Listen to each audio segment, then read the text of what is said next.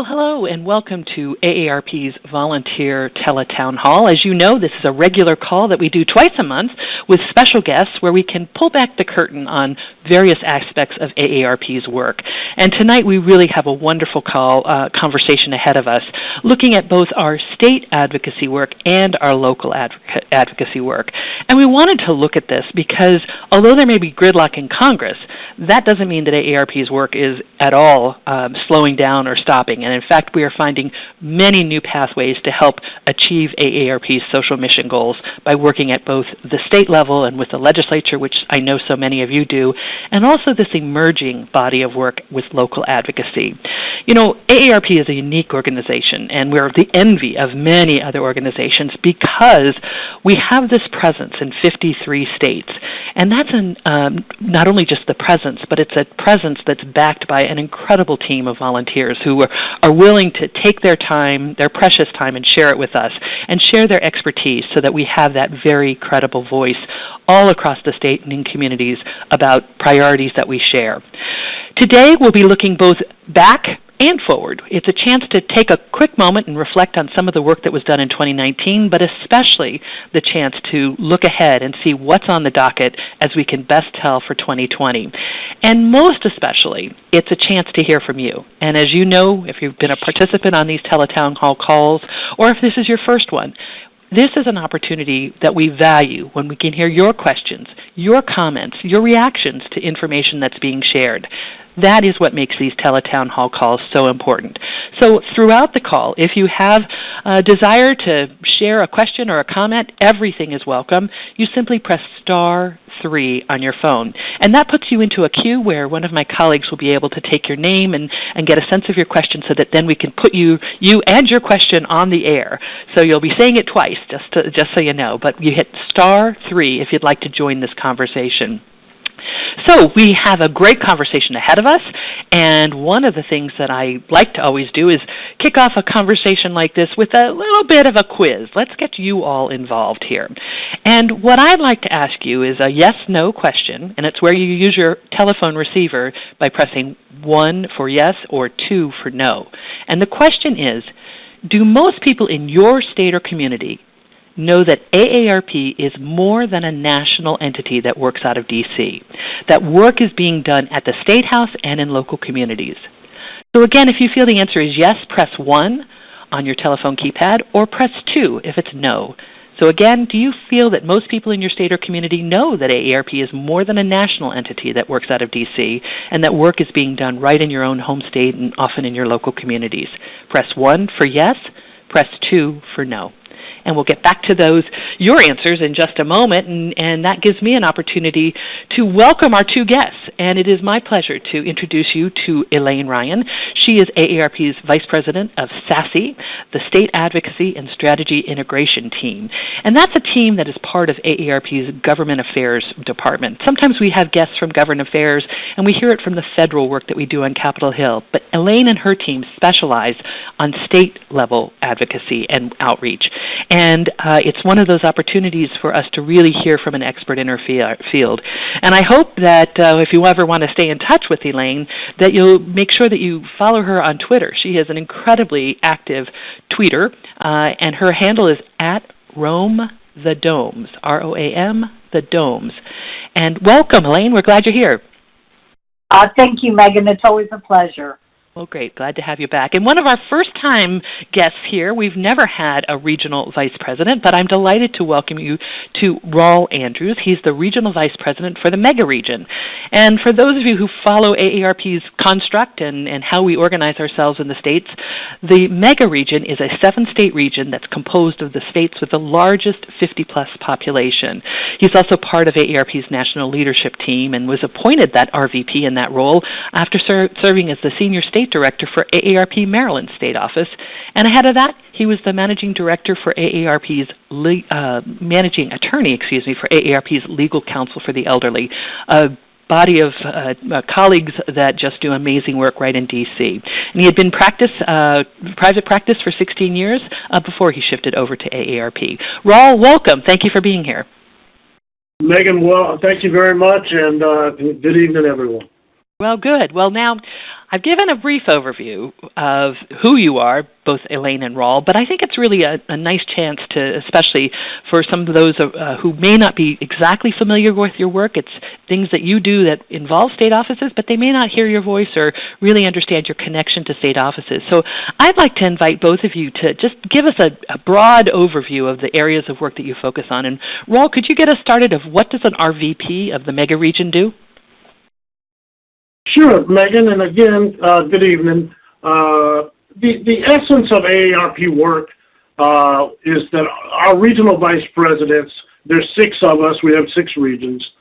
We have 2 that are set up as of 2016 by population. We didn't have too many creatives in marketing, so we call those regions mega and large.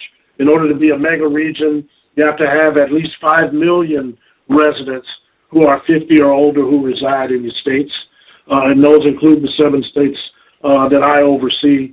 And then we have a large region. In order to be considered a large region, you have to have at least 2.5 million members who reside in your state. And then we have 4 other regions that are mostly geographically contiguous the way anyone would know geographic territories, whether that's the South region or the Central region or the West region. And so, in short, Megan, because I know we want to get into the meat, I will say quickly that everybody who's involved with AARP does 3 things in the field with 3 channels for 3 reasons. So we are doing our focus around health, self, and wealth. That's nothing new to anybody on this call unless you're a brand new volunteer. We use advocacy, we use communications, and we use community outreach with a goal to grow our impact, our relevance, or our engagement on behalf of the people 50 and older and their families. What the RVP is tasked with doing is trying to harmonize and align national priorities with local realities and state realities so that we are moving from that national to nationwide organization. Well, terrific. So everybody on the phone, you should know that you are part of a region that is connected, obviously, to a state office, and those state offices each have a regional vice president that helps oversee and coordinate and cheer on the work of your staff partners, but especially all the volunteers who make such great contributions. So we're going to continue, and this time give you a chance, Elaine, to tell us a little bit more about your role with SASE. Oh, sure. And good evening, everyone. Shout out to our wonderful volunteers, because in my work at AARP, I lead a team of issue experts who offer strategic and technical advice to our state offices around the country. And our job is to help support the work in state legislatures and state agencies across the country, as well as at the local level. So we provide really what I would consider to be the back of the house to a lot of our state offices, with perhaps some deeper expertise on research, analysis, and even an overview of what's happening in other states, because often we see legislatures across the country tend to be copycats. So we'll see the same piece of legislation in multiple state legislatures, and we are able to have that bird's eye view that we can lend to our state colleagues and our state offices to let them know we've seen it before, these are the implications for our members and for people 50 and older, and help guide their hand. So my team works on issues ranging from health and long-term care to caregiving, to housing, utilities, transportation, retirement security, pensions. It's really a wide swath of issues that state legislatures tackle from year to year. And it's just been a delight to work on those issues. Well, thank you, Elaine. It's one of the things that's good for all of our volunteers to know that this, the SASE team, the State Advocacy and Strategy Integration team that Elaine leads, is really a go-to resource to really be that backbench for states when they need additional information, insights, and expertise. And that's yet again another reason that AARP is such a unique organization and so successful because of the opportunity to tap into these skills and expertise from Elaine and her colleagues. Now, I mentioned at the start of the call that we were doing a quick check, a poll, where you pressed 1 on your telephone keypad for yes or 2 for no to this question. Do you think that people in your state and community know that AARP is more than an organization that works at the national level? And it's very interesting. We had basically a split, 49-51. 49% of you said yes, people know that, and 51% said no, not so sure that people know that fact that AARP is more than just a national organization. So you are all part of the face of AARP in your state and in your community, and that's what helps us invite other people to realize and understand and explore and learn that AARP is a multifaceted organization that does reach out in ways beyond just the national level. So, Elaine, when I started the call, I also mentioned that this was a conversation where we'd be looking back and forward. So your work obviously covers quite a large swath of areas of issue expertise, and you mentioned many of them. When you think of 2019, can you tell us, were there any key trends or highlights that these volunteers should know about what's happening in state legislatures across the country, especially in 2019? Sure. So last year, I think it's safe to say, was the greatest number of laws ever enacted on prescription drug reform in the past decade. We saw hundreds of pieces of legislation being considered in state legislatures across the country. And our Stop RX Greed campaign had a federal component, and it still does, but it also had a robust state legislative component. So we saw, for example, a first-in-the-nation laws for importation of drugs from Canada enacted in Colorado and Maine last year. We also saw a first-in-the-nation a law in California enacted that would prohibit agreements to pay to delay bringing lower-cost drugs onto the marketplace. And we saw some major changes also in the area of caregiving. Just one or two examples. In Washington State last year, we saw enacted, with the help of our volunteers and our great state office, a first-in-the-nation long-term care trust fund enacted that would create a new benefit for people who need long-term care in the future. And also, what started out as a caregiving tax credit turned into a caregiver stipend in Arizona, where Arizona became the first to offer a $1,000 stipend to family caregivers to help with the cost of caring for their loved ones. And then I will say finally, our work in trying to extend workplace savings to small business employers so that more people can save their retirement. We picked up a number of states next year that brought our total to 10 states now having these programs to help small businesses and their employees save. So lots of interesting new issues, as well as first-in-the-nation measures that states this year are starting to replicate. And Elaine, thank you for that overview. Do you find that the work at the State House, does it move more quickly than it does in Congress? Well, that's an understatement. Congress, my favorite definition of Washington, D.C. someone gave was 67 square miles surrounded by reality. The reality is Congress takes a long time to get things done. But I think that state legislatures, and I've been working in state advocacy for more than 20 years, and I would say my impressions are that state legislatures move swiftly because they're closer to the people. They have their hand on the pulse of what can get done. They've got their constituents eyeballing them in grocery stores about what they're doing.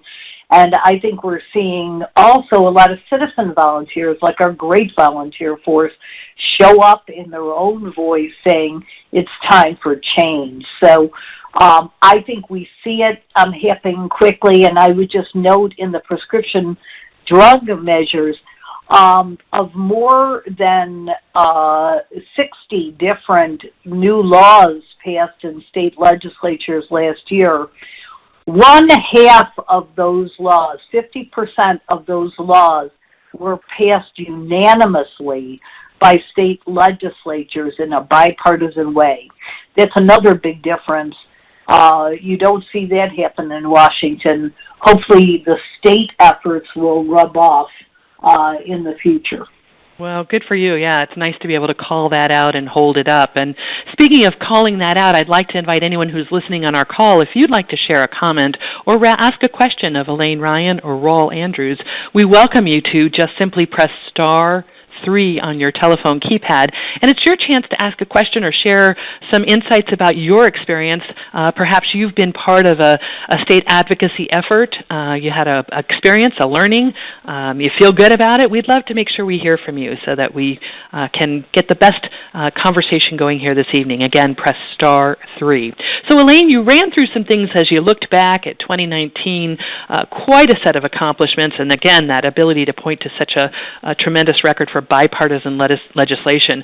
When you look at your crystal ball or the roadmap for 2020, what are some of the key issues that you're looking at for 2020?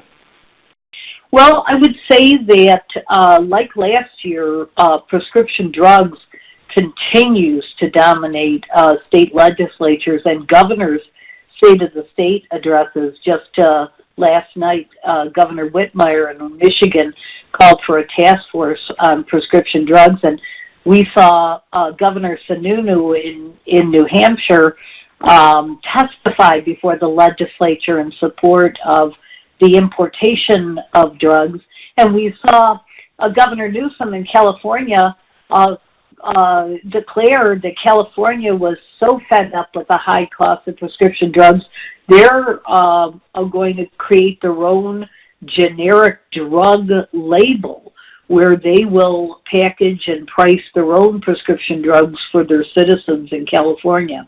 So lots of activity, lots of ideas on the prescription drug front.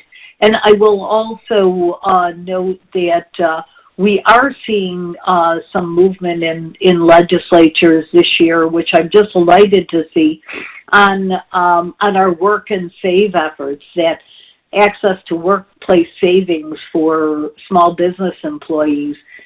We've got a number of bills moving in Maine this year, and Washington State, in New Mexico.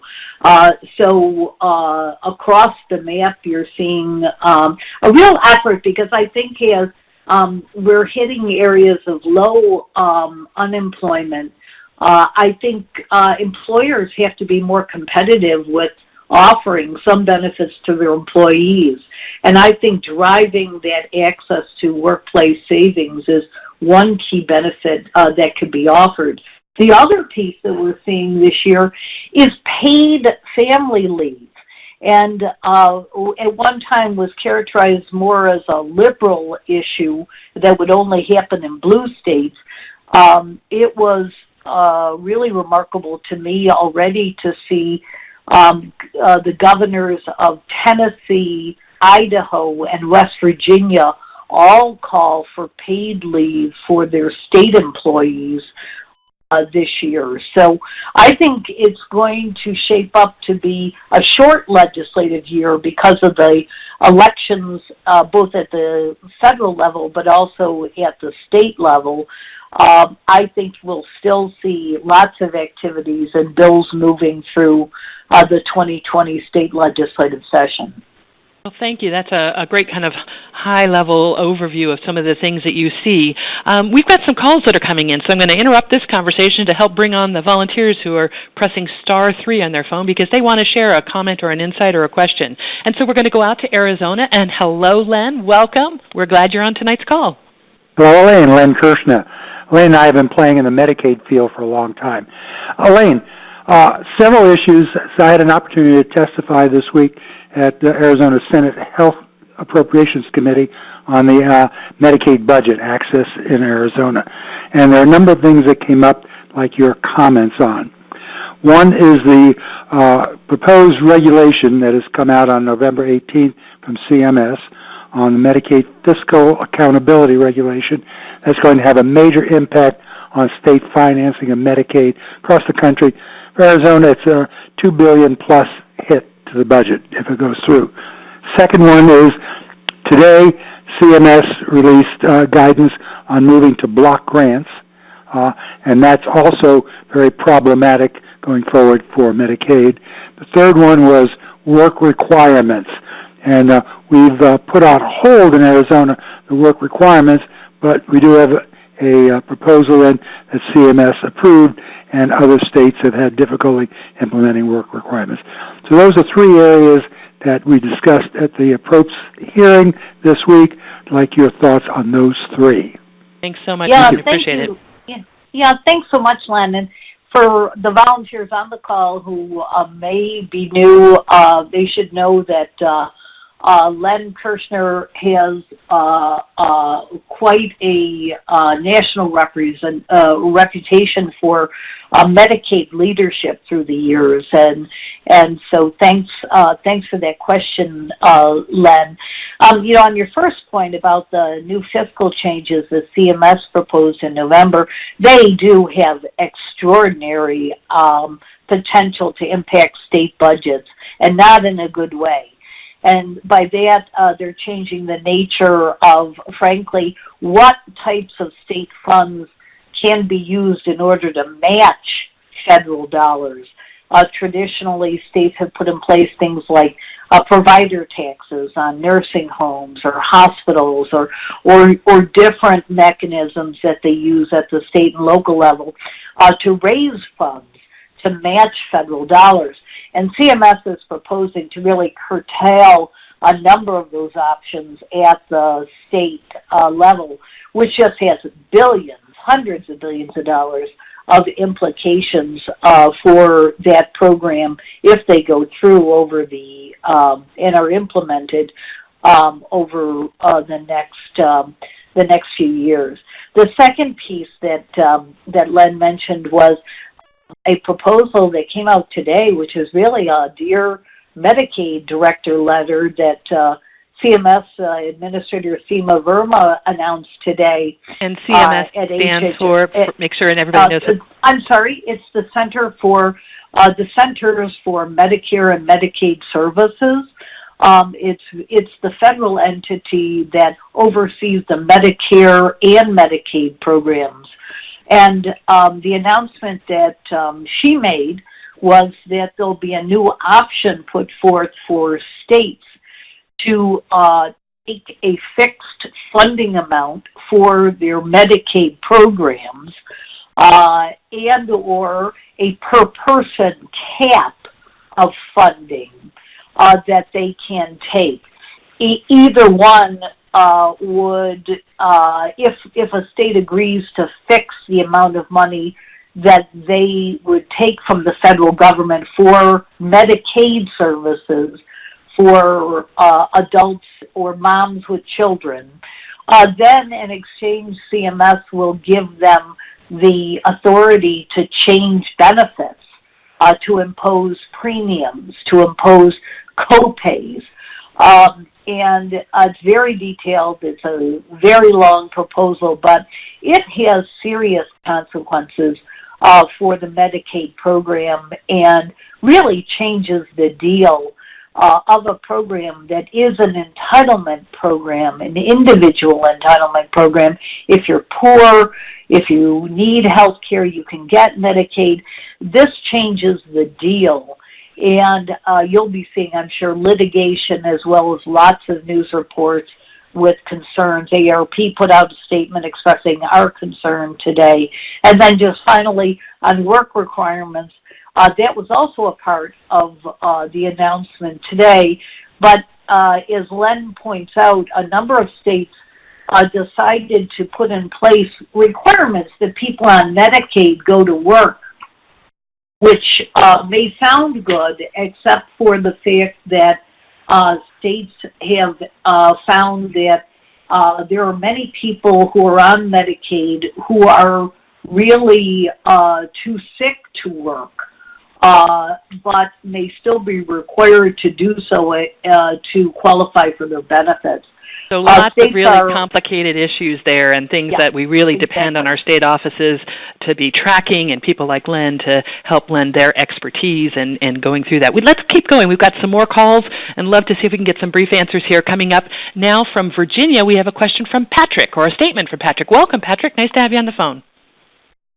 Yeah, good to be on the phone with you again, Megan and Elaine. Our state advocacy team is very active this year, as we are every year. You know, the Virginia legislature only meets for 2 months a year, so if you're going to get anything done, you've got to move fast. And every day that the legislature is in operation, we have 3 to 4 volunteers there ready to do whatever needs to be done. And this year, our top 3 priorities, and we're optimistic about all 3, are drug price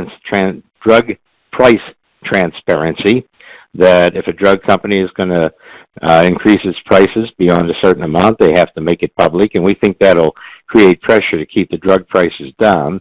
Another one is a tax credit for family caregivers to help defray some of the costs, such as transportation, respite care, and other services. And then the third one is, finally, we think we're going to get the Work and Save payroll deduction for retirement benefits enacted this year.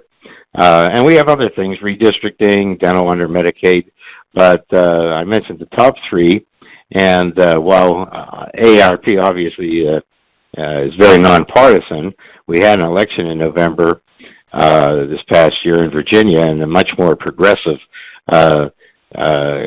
characterization in the legislature, and makes us optimistic that we're going to get many of these things. But it's a lot of, we are very organized and have been for years. And well, you sure are, Patrick, and thank proud. you. So you should be proud. Those are great, great accomplishments, or things that are on your hit list there for areas that you want to see movement in the state legislature. And Elaine, I know that, and Rawle, you hear that too. It's heartwarming to see our volunteers be that connected and so well informed about those priority areas.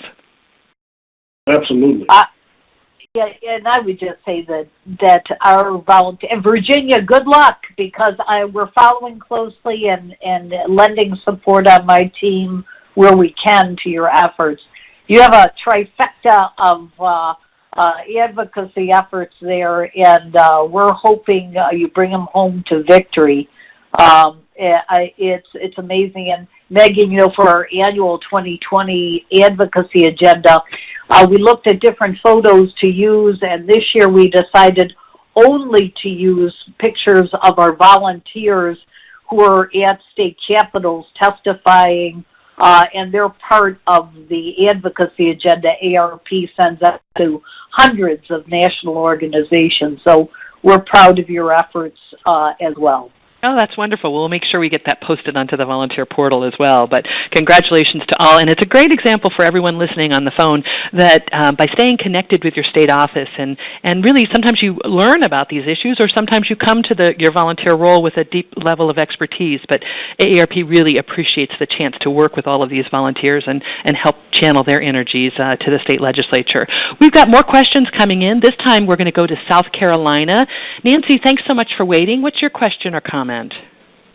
My question is, we just had a new manual come through, military, caregiver, and veteran caregiver manual, what to do, and we're going to organize in February the support groups for militaries, and we've got a lot of backup. What I'd like to know is there any legislation, tax credits for caregivers, for veterans, or what's the priority with legislation on medication, for any cuts in medication? And I think she's looking for caregivers is what we need, because we're getting ready to organize that support group for military.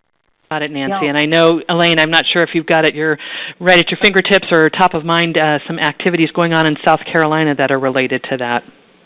Well, I will say that that Prepare to Care guide for veterans is fantastic, and so it provides a map through really complex medical choices, too, because you have the Veterans Administration, you've got Medicare, you've got Medicaid, and so it's really a wealth of information to share to family caregivers how to navigate that system. On some of the tax credits, I will say that a number of states, I don't believe any are filed, but we could definitely check, Megan, after this, in the South Carolina legislature, but a number of states actually enacted veterans family caregivers tax credits last year.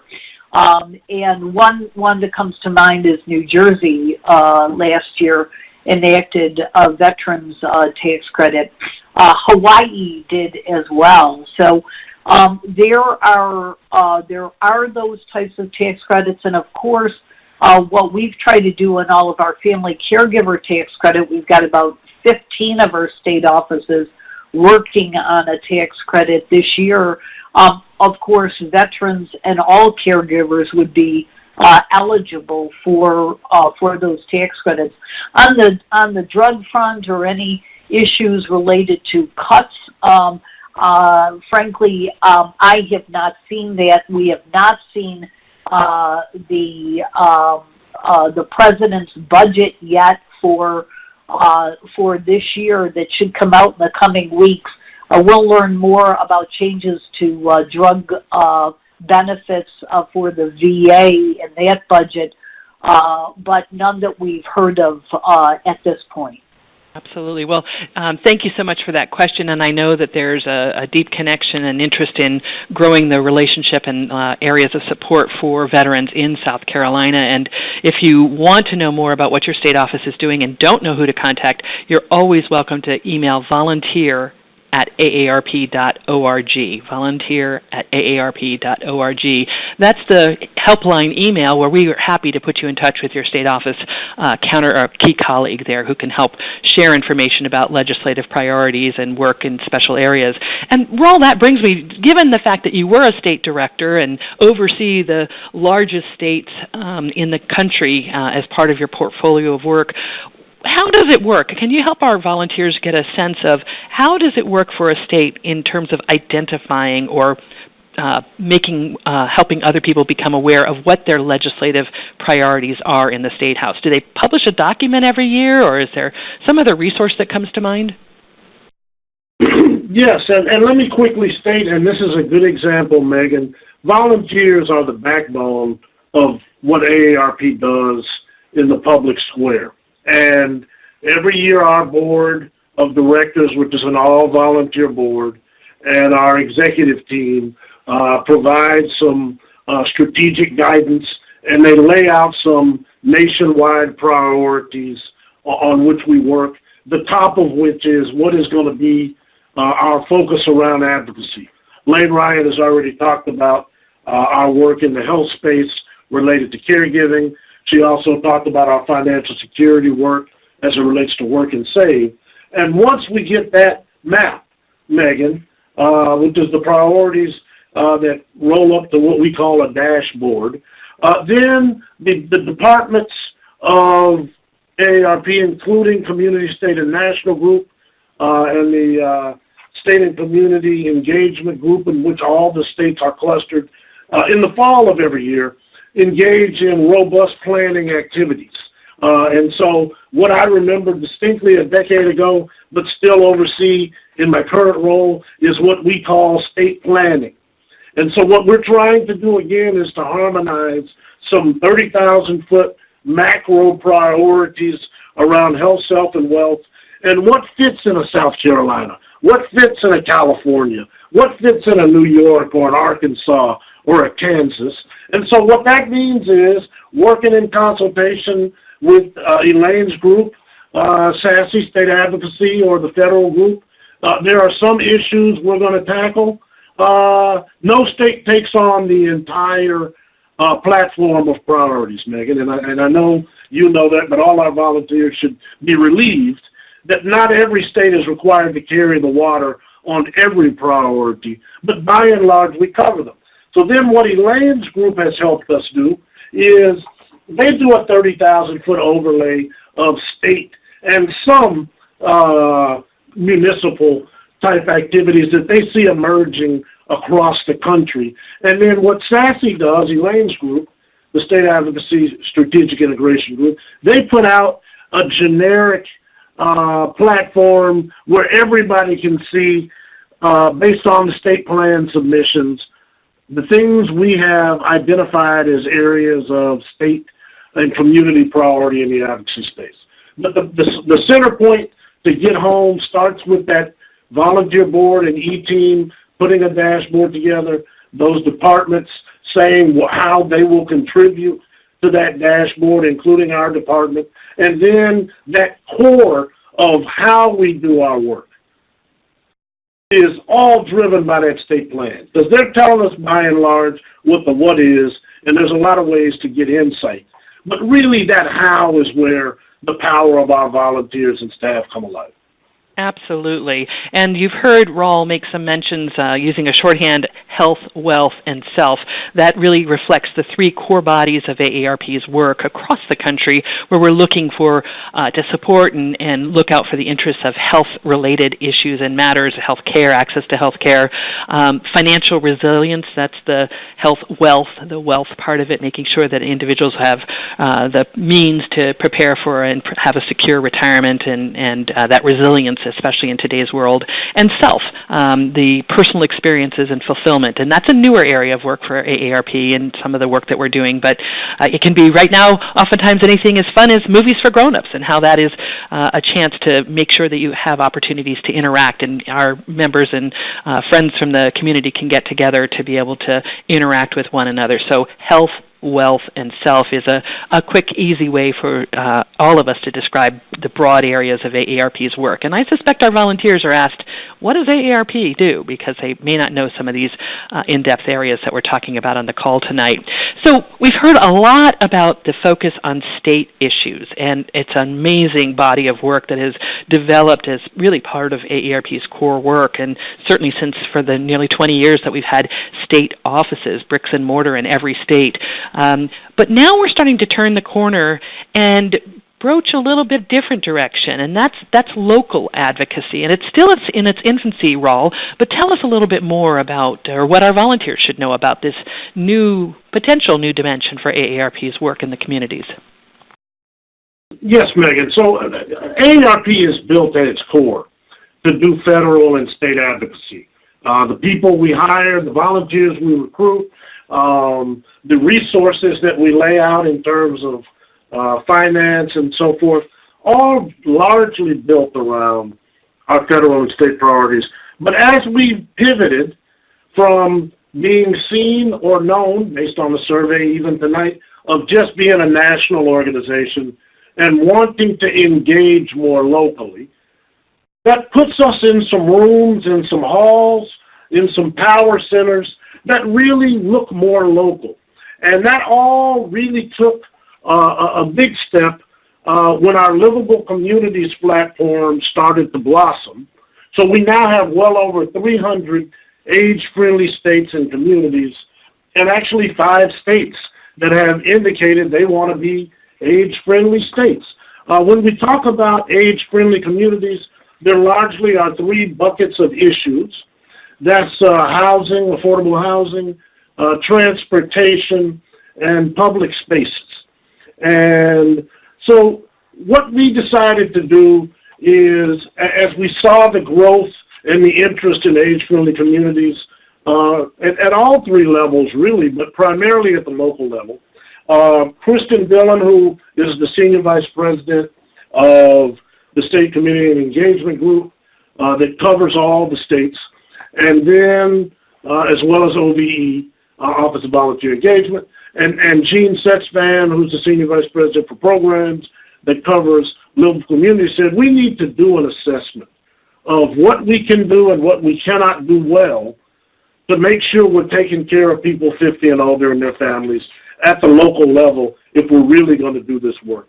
And so we have tapped Vermont State Director Greg Marshallton to lead a team that's going to be looking at what are the guidances, the values, the policy needs and priorities so that we could really develop a robust approach and a smart approach rather than just a tactical approach to local advocacy. That assessment just started in earnest in December of 2019. So it's going to take a little time, Megan, to get where we're going. But here's what we know today. We know that because we have these 300 municipalities with age-friendly designations, that some implementation either has or will be going on. Might be around complete streets or safe streets. It might be around lighting. It could be tied to our work around the AARP fitness parks and whatever needs are made to make sure those parks are robust enough to handle a fitness park. So that's one of the areas. Another area that I know, Megan, you and your team have been closely looking at is where do we have volunteers and sometimes staff serving on local boards and commissions? And the reason why we're looking at that is because a lot of times the boards and commissions are either required or expected to make recommendations. These are policy recommendations to a mayor or a county executive or a county commission or a city council. And so we want to make sure we know what's happening and that we have properly resourced volunteers and or staff who are sitting on those boards and commissions so that they can speak intelligently and persuasively for or against policy positions. And then finally, once we graduate, if we emerge, I think the hope and the expectation will be that the essence of local advocacy really is around ballot initiatives and referenda, and whether you would be for or against a ballot initiative, a referenda or a millage or something like that. Right now, we just don't have the infrastructure and the framework built because we don't have enough policy on the shelf. So to sum it all up, Megan, most of the real local advocacy we do is largely outreach driven. So if you're a community outreach volunteer, that may put you in that space. And typically what we're doing, like we've done in Texas, for example, that is a mega state, there are issues that Elaine Ryan has told us are important to the 50-plus at the state level. We have difficulty trying to get that passed at the state level, but there might be a mayor or a county executive, they call them county judges in Texas, that would be willing to take that issue up and could have some impact around caregiving or pension protection or something like that for municipal employees. And so we try to advance those causes in that local space. Well, thank you so much, Rawle. And again, it's really pretty exciting that AARP is poised to really not only look at issues from a national level, but a state level, and now increasingly we're going to be putting our toe in the water at local level advocacy. And you pointed out three key areas that we anticipate being involved in: housing, transportation, and public spaces. Those three all happen to be connected to our AARP Age-Friendly Network, Livable Communities, you may know it as. If this is unfamiliar to you, I encourage you to visit this website, www.aarp.org/livable. aarp.org/livable. And it's a great way to get a sense of what this Livable Communities age-friendly work is all about. And if you are listening to this call and it's exciting you, or you have questions about how we might get involved, either in local advocacy issues, things that come to mind that would be good to share and make sure Rawle is aware, or state issues, your experience with working with state advocacy, please press *3 on your phone, because we'd love to have your voice added to the conversation. We have a volunteer, Carl, who has been waiting for some time. Carl, thank you so much. I appreciate you waiting. You're from Pennsylvania, and we're delighted because I think you're going to be picking up on a topic Rawle raised. Yes, he took all of my talking points. But good evening, Happy New Year, Mr. Bailey. Happy New Year to you.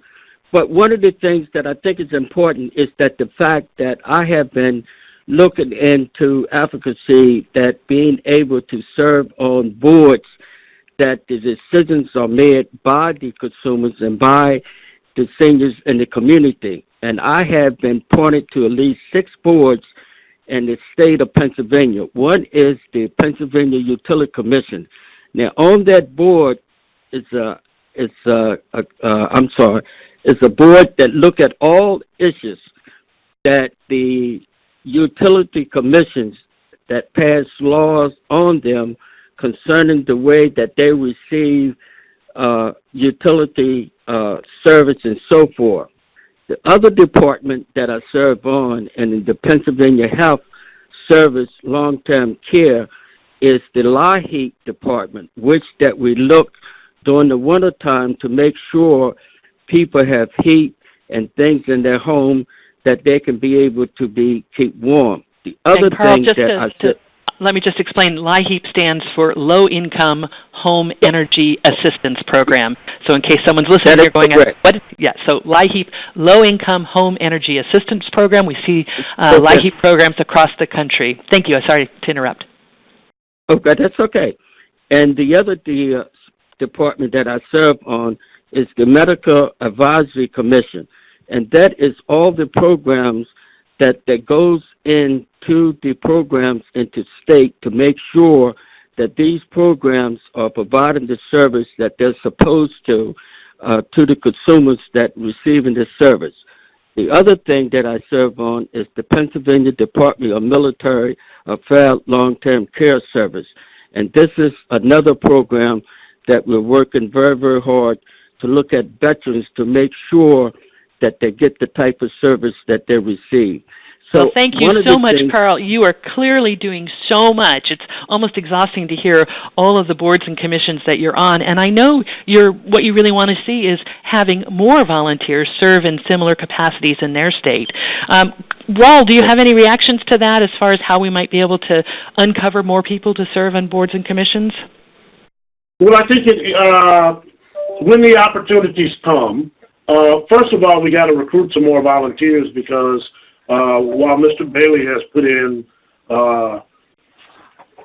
significant work at a high level, we do need to be able to expand our capacity so we can have more people in more places at the same time. But again, one of the things that Mr. Bailey has done well, Megan, is that he's very much connected to the state office and the state director. So we're aware of what opportunities are available because he's telling us up front.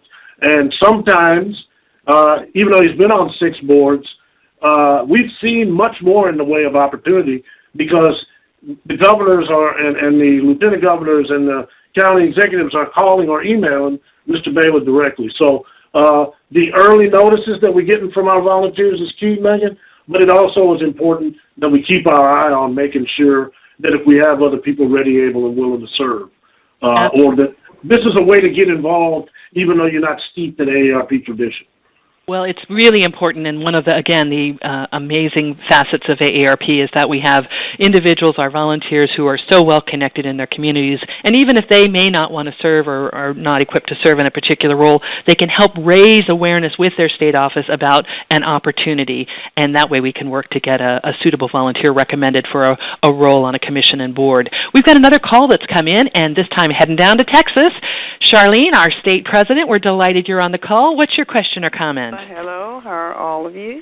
You're well. I was just trying to echo some of the comments Rawle made regarding local advocacy work And initially on the call, Megan, you mentioned about the visibility. You asked how many people were aware of AARP at the local level. And I think community education is so important, and that as you do more events or at least Tele-Town hall meetings or other kind of activities, that will not only educate people about the issues that AARP has prioritized, but it will help grow your volunteer base and really get people to understand better what are the core issues that are being addressed, especially as it relates to legislative action.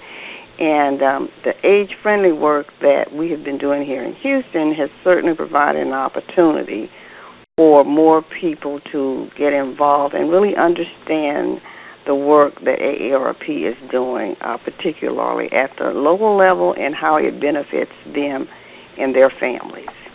Well, thank you, Charlene. Great points. Rawle, any other final comments to add there with what you're seeing in Texas and this consumer education points that Charlene is sharing? Well, I want to extend my thank you to Charlene James. I mean, under her leadership with our outgoing State Director Bob Jackson and our new State Director Tina Tran, we have transformed our ability to do advocacy. And one of the things we've done with the help of Elaine Ryan's team is there are many issues, as I mentioned at the top of the call, around health issues and priorities or financial security priorities that could go nowhere because of the intransigence of the state legislature. But we do have governors who don't give us an ear, but we sometimes have mayors who do, or county judges who do. And so our strategy in Texas is largely based on how do we get the big city mayors and the big county judges to agree that what AARP wants is best for everybody across the state. So, Charlene, thank you very much, and I look forward to having you co-host our regional meeting in June. Oh, there you go. See, everybody knows one another here in the AARP family, and that's why it's great having these conversations where we can bring our volunteers together. I'll make sure that you hear from some of the key leaders at AARP that are not only appreciative of your efforts, but also really your comments help inform and shape and guide some of our work as well. So these conversations are so rich and important. Elaine, I'm going to shift back to you. Rawle mentioned that even with our work in states, and whether it's at the local level or at the state legislature, clearly the work that you and your team do is a huge resource. It brings extra insights, expertise, resource materials, and documents that can be drawn on. When you think about the role that volunteers can and have been playing with state advocacy, what should we know? What's the best way for a volunteer to get involved or get up to date on key issues? Well, I think that a couple of different things. I think you've mentioned it before, but that connection to the state office is key. And not only understand the key advocacy priorities of your AARP state office, but also the other types of issues other state offices are working on. Because frankly, AARP is only as strong as the voice of our members. So we have to make sure that the issues that are important to our volunteers are also the issues that are important to our members. And so I think the insights you can bring about specific experiences that you're having in your state, what ideas are out there. We publish, and Megan, thank you for doing so, but weekly my team publishes a newsletter that is a roundup of different types of issues and issue briefing papers and so forth that are made available on the volunteer portal. And so there are lots of resources if you're interested in going deeper on issues. But remember this, that your authentic voice, and the place where I've seen this been just like amazing, is when our volunteers are at the state capitol and are testifying in their own voice about why it's important for caregivers to get support, why prescription drug prices are so high that people have stopped taking their medication, why small employers can't attract employees because they're not offering retirement savings options. Those real-life stories do more than any briefing paper can ever bring to a state legislative discussion. So I would just offer that if you've got the ideas and your state office has the agenda, we can help you with the data to support the work you want to do. Well, thank you. Very good reminders. And again, there are resources on the volunteer portal in our libraries tab. We welcome you to take a look and browse through the volunteer portal. I think as people look at this resource and become more familiar with, once they get on, how many pieces of information that can really help enrich your knowledge. And we know so many of our volunteers really get excited by advocacy, that this is the type of thing they like to do. And Rawle, I just wonder, what's your impression about the impact of a volunteer speaking to an elected official? There is nothing that can compare to the impact of a volunteer speaking to a public official, because a lot of times, like in the case of Mr. Bailey or Ms. James tonight, when they walk into the hearing room or a CVS, the elected official knows them by name, because they've seen them in community, they know they vote for them in district. And so even though I may have, Megan, a 3-ring, 3-inch binder with everything AARP could bring to an issue, if I'm sitting next to Carl Bailey or Charlene James, and they're the mouthpiece, I'm going to get a better ear, and sometimes I'm going to get an earlier time in the hearing room than when I'm coming in just staff and they make us wait till 6, 7 o'clock at night. We could have been done at noon and celebrating victory in the hearing, or celebrating another opportunity for AARP to showcase its brightest lights, the backbone of our organization, that's our volunteers. Well, it is really remarkable. And if you're interested in knowing about AARP's big picture view about AARP in the states, I know you can find on the volunteer portal an overview document that certainly recounts what we did in 2019, and I know a similar one's prepared for 2020 about what our overarching goals are for state advocacy. And with that, I'm going to ask you, Elaine, final thoughts or comments about what you see ahead, where volunteer power is needed, and any other final comments you have about the role of volunteers in state advocacy. Well, I would say this, that each state is executing its own advocacy agenda, so if the volunteers on this call are interested, I'm sure our state offices could use your voice at the Capitol or help write letters, op-eds, letters to the editor, and so forth. So please even think about things if you can't be physically present at a state capitol. There are many ways that you can make a contribution. I think also just as coming attractions, we are going to be gearing up at the federal level at the same time we're at the state level on a last push for prescription drug changes at the federal level. Many of the issues, if you're engaged or working on prescription drug issues at the state level, are similar to what we're pushing for at the federal level. So keep your eyes peeled for notices of the need to reach out to members of the Senate to urge them to act on prescription drug reform before the end of this year. And my colleagues tell me that May 22nd is a key deadline for us. So I think in the coming weeks you'll hear lots more about efforts that you can take not only at the state level but at the federal level as well. We need your voice, and senators need to hear from you. Absolutely. And it's great to know, again, the connection between state advocacy work, for instance, on issues like prescription drugs, that it's obviously work is being done at the federal level in Congress, but there is also many, many states that are involved with issues at their state house as well. Now, Rawle, we have advocacy in 53 state offices. There's no doubt about that.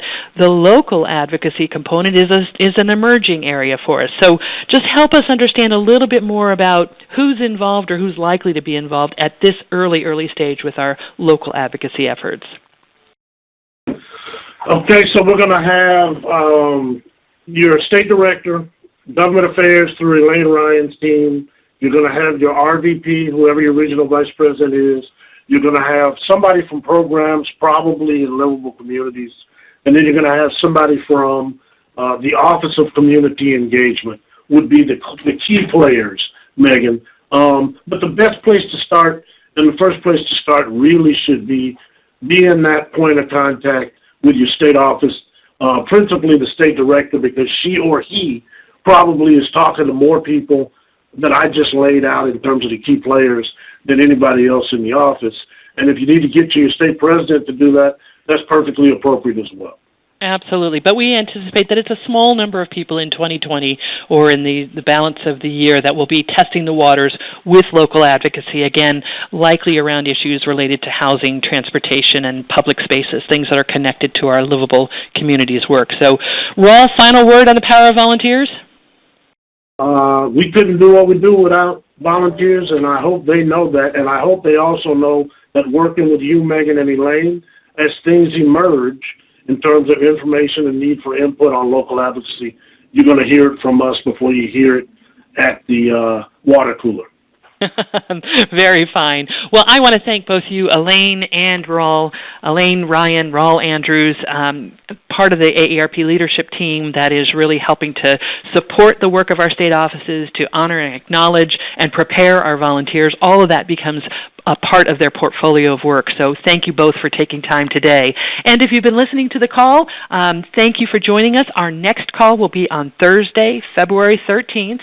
We're going to begin the call at 2 p.m. Eastern Time, and the focus of the call, especially during this election year, is going to be looking at AARP's political nonpartisan activity, things that we need to keep in mind as volunteers who are out in the community, helping to honor the legacy of AARP's nonpartisan stance. And it's a great way to have real-life questions asked of some of our leading experts who look at this issue, who want to give volunteers as much opportunity to, of course, express your personal interests, but also in a way that doesn't compromise AARP's nonpartisan stance. So I invite you to come. It should be a very interesting, engaging conversation, just like today has been. And I thank all of you for joining us. Have a lovely evening. Good night. Good night.